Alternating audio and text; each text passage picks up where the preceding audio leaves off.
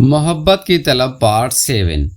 जाके अपने कमरे की कुंडी भी लगा दी और मुझे कहा कि सुमेरा, मुझे इस दिन का बेसब्री से इंतज़ार था। मैं रोज़ तुम्हें देखता था और ये दिल में सोचता था कि कब तुम मेरे पास आओगे और मुझे पूरा पूरा टाइम दोगे।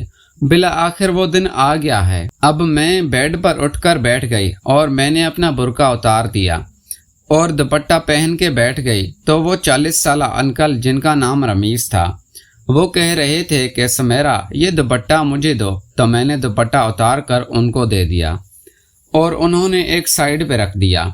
अब मैंने देखा कि वो बिल्कुल तैयार हो रहे थे। अब मैं उनको भी देख रही थी और दिल में डर भी रही थी और मैं ये सोच भी रही थी कि यार, मैं सिर्फ 17 साल की हूँ और ये 40 साल के हैं। ऐसा ना हो कि ये अपने जज्बात पर कंट्रोल ना कर सकें और मेरी हालत ही बिगाड़ कर रख दें और मुझे कुछ हो न जाए। मेरे चेहरे पर परेशानी देखकर रमीज अंकल मुझसे कहने लगे, सुमेरा, क्या हुआ? तुम परेशान क्यों हो रही हो? रुको, मैं तुम्हारे लिए जूस बना के लाता हूँ। फिर वो रमीज अंकल 2 गिलास खोल के कमरे से बाहर आ गए और अब थोड़ी सी मैं अपने आप को रिलैक्स महसूस कर रही थी, लेकिन मेरे दिल में अब भी वही डर मौजूद था, क्योंकि यार, मैं बहुत छोटी थी और उन रमीज अंकल से पहले मैंने सिर्फ अवैस के साथ एक मर्तबा किया था, इसीलिए भी मुझे डर लग रहा था। और वो रमीज अंकल दिखने में भी बहुत लंबे कद के थे और काफ़ी तगड़े लगते थे। उससे मुझे अंदाज़ा हो रहा था कि उनका वो भी, और इसीलिए मुझे थोड़ा खौफ महसूस हो रहा था। थोड़ा भी नहीं बल्कि बहुत ज़्यादा खौफ हो रहा था। और मैं आपको सच बताऊं तो मेरी टांगें हल्की हल्की काँप रही थी, लेकिन मैं ये महसूस नहीं होने दिया, क्योंकि यार, वो अंकल बहुत ज़्यादा मुझे मजबूत लग रहे थे और बिल्कुल फिट थे। बस मैं यही सोच रही थी कि मैंने देखा कि वो 2 गिलास जूस के लेकर आ रहे थे। एक गिलास मुझे दिया और एक गिलास वो खुद लेकर बैठ गए और पीने लगे। मैंने पिया तो वो मैंगो जूस था और मैंगो जूस मुझे बहुत पसंद है। मैं इस जूस को मज़े से पीने लगी और एक ही झटके में सारा जूस पी गई।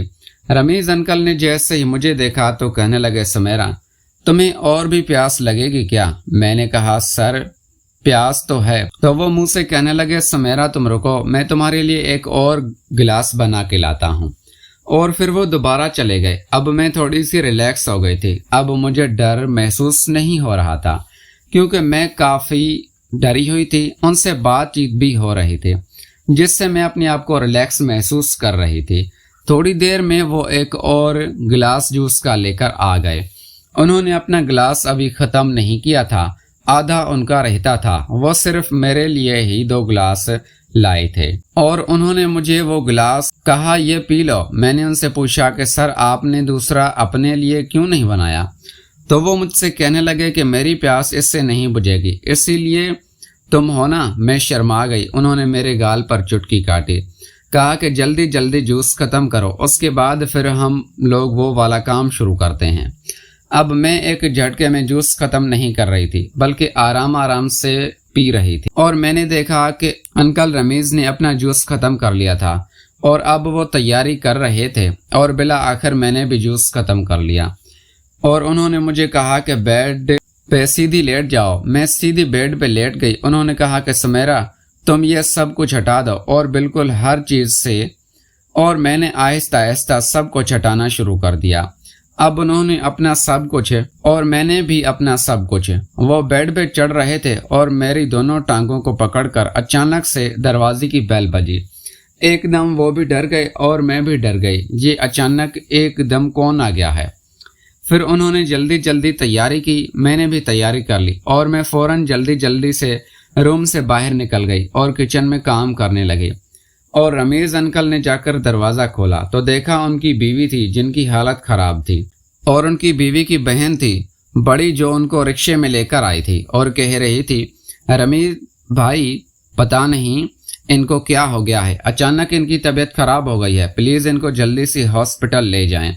जैसे ही मैंने ये बातें सुनी तो मैं भागती हुई फ़ौरन गई दरवाजे पर और मैंने देखा तो मेरी मालकिन की तबीयत बिल्कुल ख़राब थी।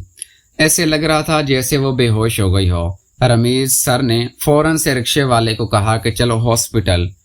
اور مجھے کہا کہ سمیرا تم گھر کے کام کرو جب تک ہم لوگ ہاسپٹل سے ہو کر آتے ہیں۔ اب میں گھر کے کاموں میں مصروف ہو گئی اور وہ ہاسپٹل چلے گئے۔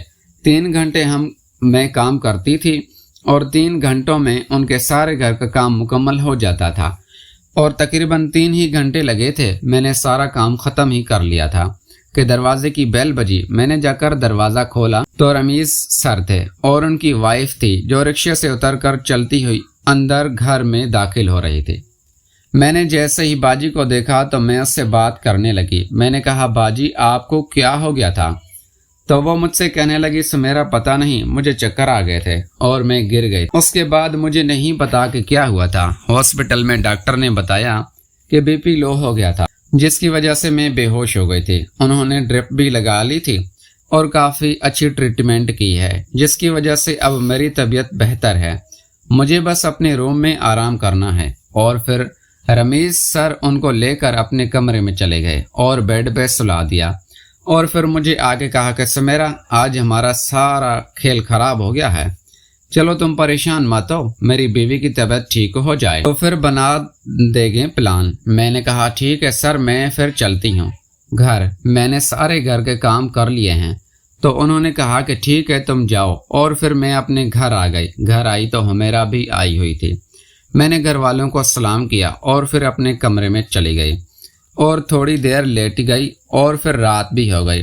رات کا کھانا وغیرہ کھا کے میں سو گئی۔ صبح پھر جلدی اٹھ کر میں تیار ہوئی، ناشتہ کیا اور پھر میں اور ہمیرا دونوں کام پر چلی گئی۔ اب میں جیسے ہی اویس کے گھر پہ آئی تو اویس گیٹ کھولنے کے لیے آیا۔ جیسے گیٹ کھولا میں گیسٹ سے اندر داخل ہوئی تو مجھے کہنے لگا کہ سمیرا چلو میرے ساتھ پہلے روم میں چلتے ہیں۔ میں نے کہا اویس کیا ہوا؟ میری طبیعت ٹھیک نہیں رہی ہے، لیکن اس نے میری ایک بھی نہ سنی اور میرا ہاتھ پکڑ کے اپنے روم میں لے گیا۔ اس وقت اس کی امی گھر میں سو رہی تھی، اپنے کمرے میں ہوتی تھی اور اس کے ابا آفس چلے جاتے تھے۔ اکیلا اویس ہی جاگ رہا ہوتا تھا اور اب اویس نے میرا ہاتھ پکڑ کر مجھے اپنے روم میں لے گیا اور دروازے کو کنڈی لگا دی اور مجھے کہا کہ اب عبایا اتار دو، سب کچھ ہٹا دو، ورنہ میں چاہتے ہوئے بھی اس کی بات ماننے پر تیار ہو گئی۔ اور پھر میں نے سب کچھ ہٹا دیا اور اس نے بھی سب کچھ ہٹا دیا اور پھر ہم نے گیم کھیلنا شروع کر دی۔